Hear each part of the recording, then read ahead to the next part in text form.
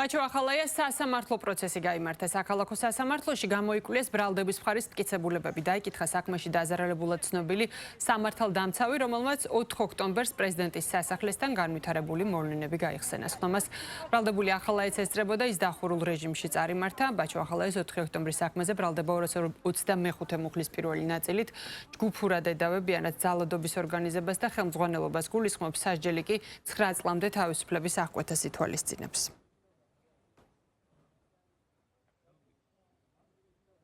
შეუძლებელია ობიექტური სასამართლოს პირობებში ბაჩოს მიმართ გამოტანილი იქნეს გამოყენებული დანარჩენი იდეაში და ბუნებაში არ არსებობს მტკიცებულება, რომელსაც ბრალდება წარმოადგენს და გაამყარებს იმ ბრალს, რაც აყენებული აქვს ბაჩო ახალაიას, იმიტომ რომ არ არსებობს კონკრეტული მყარი არგუმენტი ან მტკიცებულება, რითაც ბაჩო იძლევა კონკრეტულ დავალებას, მითითებას, ან არსებობს რაიმე ჩანაწერი, ან ვიდეო, აუდიო, ან მოკლე ტექსტური შინაარსის ესეთი მსგავსი ჩანაწერი, ესეთი მტკიცებულება სასამართლო საქმეში არ მოიპოვება და ვერც ვერანაირად ვერ იქნება ვინაიდან მსგავს შეხებაში ბაჩო ამასთან დაკავშირებით, ანუ წარდგენილ ბრალდებასთან დაკავშირებით ბაჩო რეალურად შეხებლობაში არ ყოფილა.